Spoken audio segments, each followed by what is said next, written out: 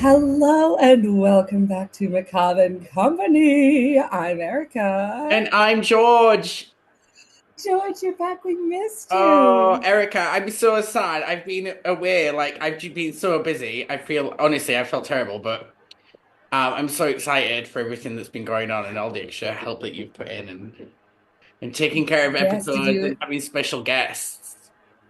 have you had a chance to listen to the special guests I yet? actually have the last one up on YouTube. I was about to listen to it before, and then I had a work call, but I'm going to listen to it this afternoon. I'm really excited. Okay, amazing. I think you're gonna enjoy them. They're really fun, but I saved this topic for you because I knew I couldn't do this one with anyone but you. Oh my God, I'm so Do you have a excited. Woo, I know me too. Do you have a tarot card for us? Yes, I do have a card for us today, Erica. I missed the cards. Today, the card that I drew for today's reading was the Page of Wands. Look at this pretty card, yeah. Oh, okay. The page it has some fantastic patterns on. What a It says page. you're ready to embark on a new creative journey and embrace it with enthusiasm. Don't let the fact that you don't know exactly where you're headed hold you back or make you doubt yourself. This card has a restless energy, and you have countless ideas that you want to work on, but you may benefit from taking time to map out your strategy and figuring out which ideas align with your big picture goals. Share your ideas with friends. Sometimes speaking a dream into existence is enough to get it off the ground. There you go. A little piece of Ooh. encouragement for our listeners today to, what do they say in Rocky Horror Show? Don't dream it, be it. Be it. I knew that. Okay. Very fitting. George, are you ready for our topic of the day? I'm really ready. We're going to talk about spiritualism today. Ooh. Yes. Very exciting. So, for our listeners and viewers, if you haven't heard of this yet, there are like a few different interpretations of the word of like spiritualism and spiritual and spiritualists. But what we're talking about today is the metaphysical belief that the world is made up of two fundamental substances, matter and spirit. So it's it's essentially the belief that you can speak to spirits and spirits can speak to us, and Yeah. the line between them is a little more thin. It's a very broad metaphysical distinction, but it's got very it's been developed into many different forms by a lot of details about like which spiritual entities exist, like the soul, the afterlife, spirits of the dead, deities, mediums, as well as the details of the nature of the relationship between the spirit and matter. It's so when someone in your yoga class says, "Oh, I'm very spiritual," this is not what they're talking about. They, you know, have a connection to you know religion without being super religious often. Hmm. But spiritualism is that's what we're talking about today. And it may also refer to the philosophy of religion like pertaining to a spiritual aspect of existence. So it's used for psychic and paranormal practices and beliefs recorded throughout history in a variety of cultures. So a lot of the spiritualistic traditions appear to be really deeply rooted in shamanism and is perhaps some of the oldest forms of religion. So, mediumships, a medium is a modern shaman, and these ideas are really developed essentially by a fellow called Edward Burnett Tyler in his theory of animism, in which there are parallel worlds to our own. Although they're invisible to us and not accessible to us necessarily in our states, a psychic or a medium could access those parallel dimensions and states and Yeah. spirits, right? So, a psychic would be a person who is endowed with exceptional sensitivity to the occult dimension. Occult Yeah. dimension, I'm going to say it like that. The occult dimension, who experience visions and revelations. And it's, kind of believed that not many people are said to have this capacity. And I think we're really familiar with a concept of mediums from television or movies and things because they turn up often, right? Yeah. And it kind of as a movement and a religion, spiritualism began in the 19th century in America and Europe, based on a belief that the departed souls can interact with the living. So spiritualists really tried to make contact with the dead, usually with a medium, who was believed to have an ability to contact the spirits directly. Some mediums worked in a translate state, and some thought that they were the catalyst for paranormal physical phenomena like materializing of objects and moving of objects, and through which spirits announce their presence. We've all seen the movies where someone announced their presence and then all the lights turn on. Like a book, like flies across. Oh, the lights usually flicker, don't they? Yeah, or a book moves. Yeah, exactly. So that's a lot of mediums. Yeah. And so it was, people would have like spiritualism parties, and you go and try to commune with the spirits and have this medium. You get open people up to a lot of scams as well, because there's, very well known, like the movies Ouija as well. You see these fake spiritualists, and while some people really could communicate with the spirits, some people are charlatans and fakes, just trying to take your money. So it's got a little bit of history of spiritualism. There's been various forms of communicating with spirits of the recently deceased in many different communities around the world. But the purpose of doing so it really varies widely. So modern spiritualists point to ancient accounts of spirit contact in the Bible, the visit of Saul, the king of Israel, to the so-called witch of Endor, things like that. Wow. In the end of where the late prophet Samuel appears, and the story of Transfiguration, where Moses and Elijah appear to the apostles. So like, lots of spiritualism in the Bible, one of our favorite works of fiction. There are some phenomena associated with mediums found in the Middle Ages, and they were commonly thought to be possessed by devils, like levitation. There was documentation of people levitating, speaking in tongues unknown to the speaker, like I just started speaking German. And similar phenomena were reported in the witch trials of the early modern period, particularly the appearance of the spirits in like quasi-material form, and the obtaining of knowledge through spirits.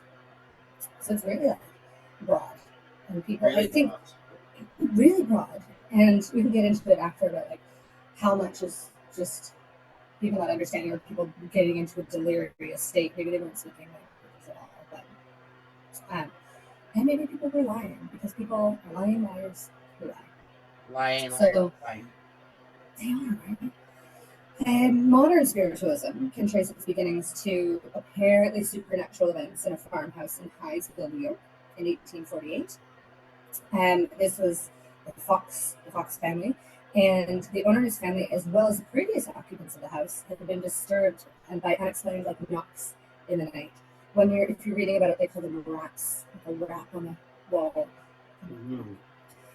After severe disturbance, raps on the wall. Have you ever heard yeah, but it's always like construction.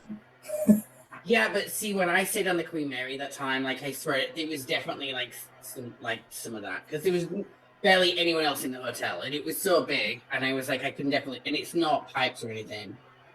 Yeah, we stayed on the Queen Mary as well. I've never really had any raps or anything, but the owner's youngest daughter, Kate Fox, was said to have successfully challenged the supposed spirit to repeat the raps in a certain number of times, so she could allegedly communicate and made a code with this entity so that the raps could answer questions. And the spirit was said to have identified himself as a man who had been murdered in the house. So this daughter, Kate, would say, I don't know how you would have decided. I guess they had a discussion.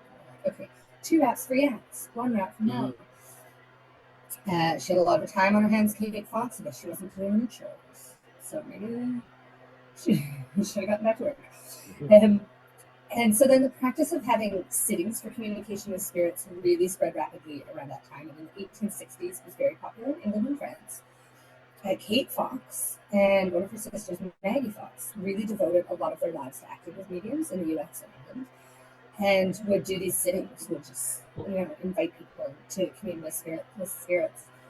Many other mediums gave similar sittings, and they attempt to communicate with spirits by table turning, which you put the hand on the table and you wait for it to vibrate or rotate. And that became a really popular pastime, in Victorian gardens. You call your friends and you have some whatever you drink and you try to move the table with the spirit. And of course, like any unconventional movement, it provoked opposition. So there were not only verbal condemnations, but occasional mob violence. people might storm your sitting. Church leaders associated spiritualism with witchcraft. So although there is some spiritualism present in the Bible, church leaders are like, no, this is witchcraft, this is of the devil. Some churches regarded the practices of spiritualists as part of the forbidden activity of necromancy, which is communion with the dead in order to know the future. Oh, got it. And a decree of the Holy Office of the Roman Catholic Church in 1898 condemned spiritualist practices, although it approved of the legitimate scientific investigation of related phenomena. So if you just invited us over and we're trying to commune with the dead, you're in trouble. But if you're a scientist, investigating the phenomena, yeah, right. And both Protestant and Catholic bodies released a stream of anti-spiritualist literature, nonstop. And although it is inherently religious, during its first generation, the movement really avoided organizing as a church. They were just associations kind of began to appear in some areas of the U.S. In the first few decades after the Civil War, which people wanted to know what happened to their family. They wanted to know that they were okay. They wanted to have some kind of comfort. Your loved ones would just go off to war, and there was no texting, there was no emailing. You just maybe got a letter, or you maybe never saw them again. Yeah. So it was really a thing of comfort, I think, for other people. Mm-hmm. But finally, in 1893, they formed a nationwide organization called the National Spiritualist Association, and which later became the National Spiritualist Association of Churches. That was 1893. And it also, spiritualism inspired the rise of psychic research to examine the claims made by mediums and their supporters. As there is, when there's a claim, everything kind of the structure gets built around it. So a variety of techniques were developed to study not only the basic psychic experiences like telepathy, clairvoyance, and precognition, but more complex phenomena and spirit contact. By the end of the 19th century, significant efforts were made to verify the phenomena of mediumship, especially the materialization of spirit entities. So many participated in psychic research were really hoping for positive results, and often it concluded that they had proved the existence of clairvoyance. I don't know. I would love to be in that room. I would love to be there for that study. Yeah. How do you get a job there? Right? People go on Indeed and search, I'm a ghost hunter. Ghost hunter job. I would like ghost hunter jobs for paranormal science jobs, I guess. Yeah, maybe. Oh, maybe we have paranormal science for that. That's fun. Yeah. Among the most prominent supporters of spiritualist claims was the chemist William Crookes. He was William Crookes, president of the Royal Society, who investigated and pronounced the genuine materialization of phenomena produced by medium Florence Cookes. So, I feel this is the movie. There's that movie where somebody goes around and tries to debunk it. Is it The Prestige? I was going to watch a spiritualism movie last night, and then I watched something else. But I'm not sure. Terrible research by me. But there's a few really good movies that I have seen in the past about spiritualism. People trying to debunk it. And magicians as well. Was it like House on Haunted Hill? Wasn't that about a man who was trying to bring his wife back? He was a ghost. Oh, yeah. Was Catherine Zeta-Jones in a remake in the early 2000s? That was a really good show. I think it was a pretty similar thing. Yeah. Wasn't there people that used to have stuff come out of their mouth, like ectoplasm come out of their mouth? Yeah, there was. People used to really manifest physical symptoms. Is that the same thing? I think so. Let's find out. Let's continue. Let's find out, sorry. Let's see if it's in my research. So often those who placed their hopes in physical phenomena were destined for disappointment, because one by one, the mediums were discovered to be fraudulent. Sometimes they were using the techniques of stage magicians in there, trying to convince people of their clairvoyant powers. And professional magicians, this is what I'm thinking of. I think it is The Prestige, because they're magicians, and he's mediums are doing live. That makes sense. So professional magicians like Harry Houdini really joined the efforts to expose these fraudulent mediums. And in the 20th century, the magicians Milbourne Christopher and James Randi became known very much for their efforts to debunk fake mediumship, and even beyond their stage work, that's what they became known for, is debunking fakes. The exposure of widespread fraud within the spiritualist movement really tarnished its reputation and pushed it to the fringes of society. So very much was not. There were too many. There were too many that weren't real. But spiritualism fared better in Britain, especially in the late 1950s. That makes sense. That tracks. Yeah. Yeah, it's spooky over there. Especially in the 50s, after the repeal of the witchcraft laws, which I didn't realize there were still witchcraft laws until the 50s. Oh, until the 50s? Yeah, until the 50s. Yeah. So those have been used against mediums, apart from any charges of fakery. And the practice of mediumship really enjoyed a rebirth in the 70s as a significant activity within the New Age movement, which was really, the coming of age of an idealistic culture in the 21st century. New Age channelers claimed to contact a variety of disembodied spirits, from masters, ascended masters, they call them, who would be such as a spiritual being who would guide you. So if you had an ascended master, maybe that was your spirit guide. Mm-hmm. People come in and could see them, extraterrestrials, and the dead. And while the New Age movement disappeared in the 1990s, channeling continued to really enjoy a larger appeal. So it's alive and well. And then, so the spiritual, one of the founders, there's an illustration of a spirit book from 1857, which I've been trying to find and would love to get my hands on. The Spirits book by Macabre&Co. And he was a French author and educator. He developed spiritualism into a distinct offshoot called Spiritism that became prominent in Brazil. And he was intrigued by the spiritualism movement, and in his book he compiled a whole result of philosophical questions that he had posed to mediums throughout Europe. Based on that research, and then in later books as well, he developed this philosophical system that incorporated the ideas of reincarnation. So it kind of declined in France, but Spiritism has been so successful in Brazil that Kardec has been on Brazilian stamps, and he's quite well known for that. Yeah. So that had its own set of rituals that included healing practices, centers where people congregate. It had an ethical code. In 2020, 3% of Brazilians, about 6 million people, were spiritists, although some estimates as high as 20 million.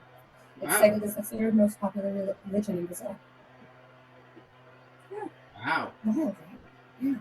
Itchy. So, yeah, very witchy. And historically, spiritualism. Oh my gosh. So not historically, spiritualism was organized in small groups that conducted seances. So very much like those sittings, or they had meetings for spirit communication. Larger gatherings were held for public demonstrations of spirit contact and psychic phenomena. And those gatherings evolved into Sunday church services that became common in spiritualist churches in the 20th century.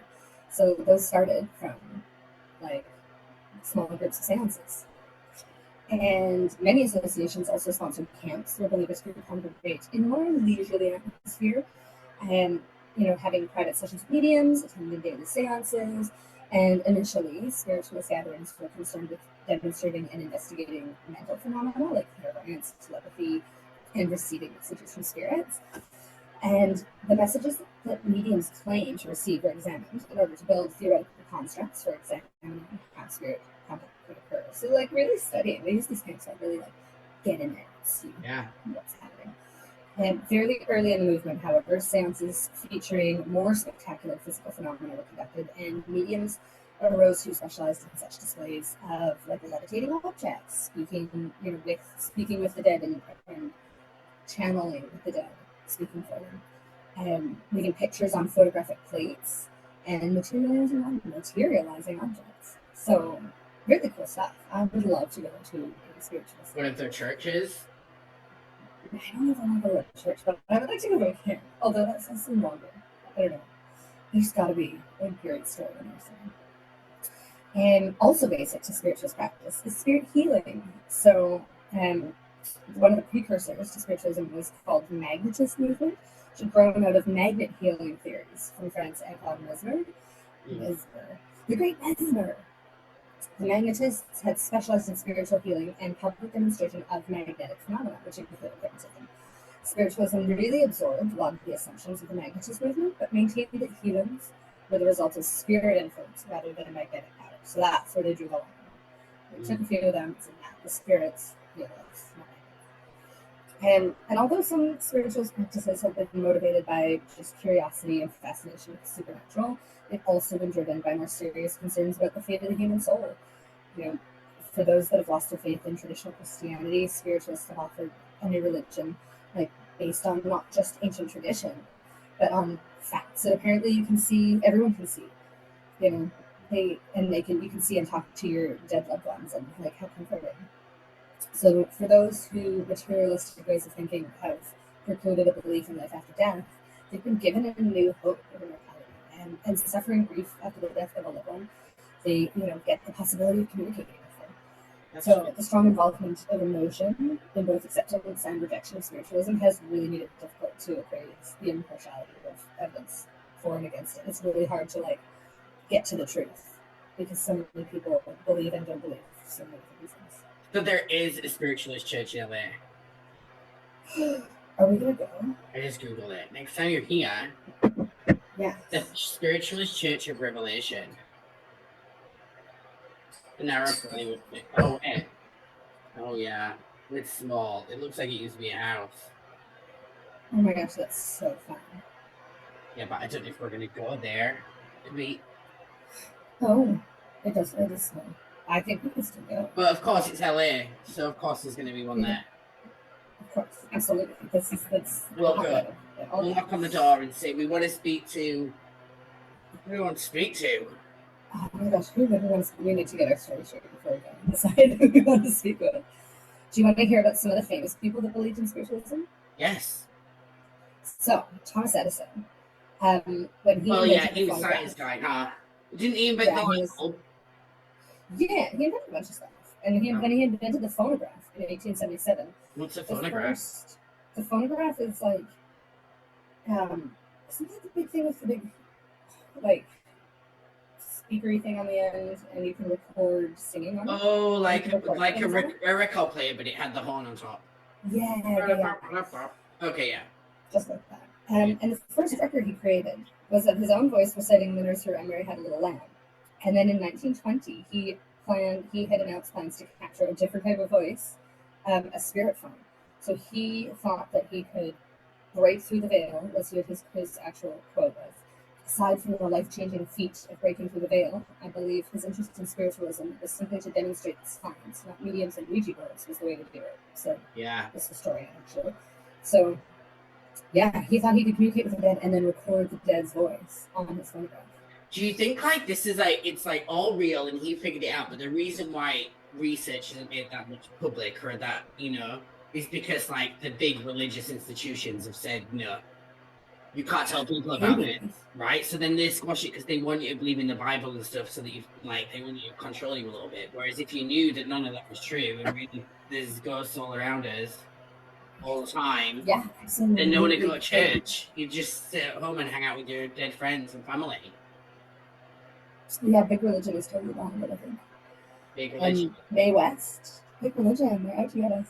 Mae West, in 1929, she experienced severe abdominal pains while performing in Chicago. And then she was 36 this time. She was, if you don't know Mae West, she was incredible. She was a writer, activist, and vaudeville star. Why don't you come up and sing it sometime? That one. Yeah. I love Mae West. And she believed that her relief came at the hands of a spiritualist healer who just laid hands on her and fixed her severe abdominal pains. So it was in 1929, so who even knows what was wrong. But there was a spiritualist that would visit her for readings and healings and was became her confidant in person. Wow. Our Lady Queen Victoria. Queen Victoria was all about spiritualism through modern spiritualism. Though modern spiritualism. Okay. It's weird that she was because the Queen of England is generally the head of the Church of England. It's weird that she was into it so much because they're quite religious. I know. Crazy. It was in the 1840s and it had gained a lot of traction in the UK because Queen Victoria became interested. And she was distraught over the 1861 death of her husband, Prince Albert, and she entered her mourning period which lasted until the end of her life in 1901, which involved wearing all black as well as mourning jewelry, which contained photos of Albert and locks of his hair. And she tried to get in touch with Albert in the afterlife. And a medium named Robert James Lee, who's 13, a 13-year-old medium, claimed that the prince had gotten in touch during one of his seances, saying he had a message for the queen. And of course, as soon as she heard this, Victoria arranged for this kid, this 13-year-old, to come and have a seance with her. And during that seance, he referred to information no one else would know, most notably a pet name he had for her. So this team would perform numerous seances for the Queen at Buckingham Palace before turning his mediumistic duties over to another medium, apparently. And she continued holding seances at the palace and was known to seek her dead husband's advice in political matters. Wow. Yeah, wild. Then Arthur Conan Doyle, which also... Arthur Conan Doyle, I remember that name. He wrote the Sherlock Holmes series. Got it, that's it, yeah, got it. Yeah. And he firmly believed in the power of mediums and was even convinced in the existence of fairies after a couple of teenage girls faked some photos. Oh no, but that's the whole thing in England. Like, people, that's the whole story. We should do an episode on that. Those photographs. Okay. I have seen them. I've read a little bit about them, but I would love to hear more. Yeah. Anyway, sorry. Yeah. So he really started believing in fairies, but I also know like fairies. They exist in places, and like I think Ireland, or is the land of the Fae. Perhaps we need to research this before we talk about it. But and so this all started when Doyle joined a seance in 1880, and initially he was a skeptic, but he gradually became convinced that it was possible to communicate with the dead. And he used to write this periodical, this spiritualist periodical called Light. And he wrote at one point, it was absolutely certain that intelligence could exist apart from the body. And after weighing the evidence, I could no more doubt the existence of the phenomenon than I could doubt the existence of lions in Africa. And then he even got more interested when he believed he heard a personal message from his son. His son, Kingsley, died from pneumonia after being wounded in the 1916 Battle of the Somme. And then Conan Doyle ended up touring Europe and America to preach the wonders of spiritualism in the afterlife. Wow. And he believed so seriously that it really strained his friendship with Harry Houdini, because he was very good friends with the magician Harry Houdini, but he thought spiritualism was a con. And as we discussed earlier, spent like years debunking miscommunications that occurred during seances and exposing mediums. So it like really put a damper on their friendship, and especially after Lady Doyle claimed to have received a message from Houdini's mother, and Houdini refused to believe it. Wow. Drama. But despite how hard Houdini worked to expose frauds, Doyle's belief never wavered. He was the rest of his life. And he even claimed that a spirit named Phineas, who was thousands of years old, was in regular contact with himself and Lady Doyle, and advised them on like traveling real estate. So wow. I guess it's just around. It's like spiritualism is kind of everywhere. On the TV, I mean, like the Long Island Medium, all them. She must be a spiritualist, I guess. Well, I feel like she's like half. I mean, Long Island Medium. She's a spiritualist. She's a medium. She's like our version of like Arthur Conan Doyle, I guess. I think. Wait, who's a famous medium from back then? Is there any? Well, yeah, the mediums didn't seem to get very famous. There's some names that I pulled up here, but the mediums didn't get as famous as like the famous people trying to be famous people. Wow. Mary Lincoln Todd, famously also, attempted to get in touch with her husband, President Abraham Lincoln, after his 1865 assassination. But she was involved with spiritualism from like a few years earlier when their son Willie died of typhoid fever at the age of 11. So she initially attended seances as a way to cope with her grief, but found them to be so comforting that she started hosting her own. And according to the White House Historical Association, there's evidence that Mary Todd had held as many as 8 seances in the White House, specifically in the Red Room. Yeah, following Willie's death, and the president attended a few of them. And but it's like what Well, seems that really place odd is for us going to to do. need a seance soon anyway. Be It's gonna full of need a, horrible spirits. I don't know if it needs it's gonna need an exorcism. Exorcism. Burn it down. But apparently it was quite common in those days. So like for us, that might seem wild. You know, it doesn't. That those days it was fine. So Marilyn Comtois really kind of joined the wave of Americans that were turning to spiritualism during the Civil War, as the ghosts of fallen soldiers, and both like just literal and spiritual ruin was vast across the country. Everyone was so devastated that they were looking for comfort. In the late 1850s, approximately 10% of the American adult populace allied itself with spiritualism in some form or fashion. So lots of people were really believing in this. But the popularity wouldn't last. And doctors coined the term mediumania, linking insanity to spiritualism, and redefined insanity symptoms as the most common side effects of entrancement: rigidity, seizure, and ecstasy. So it really changed. It really changed a lot of things in these days. But Mary Todd was still mourning, was now at this time mourning both her son and her husband, kept trying to get in touch with him.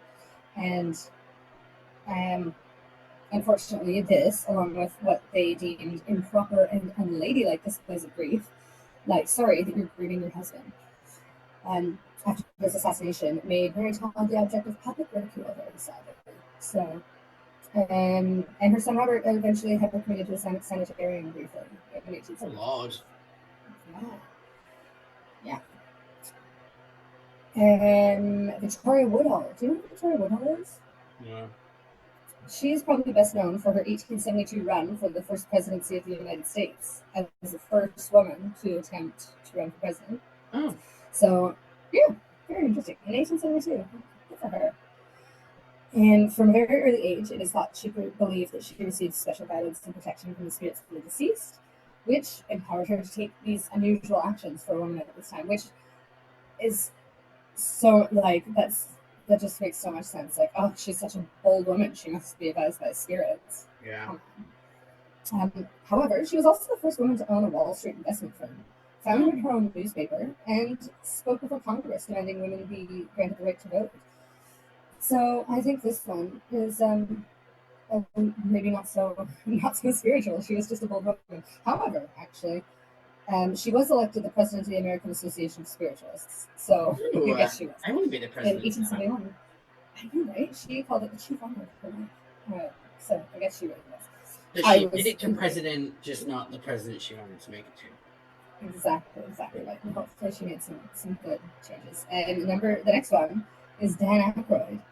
That makes sense. Yeah, Ghostbusters. Right.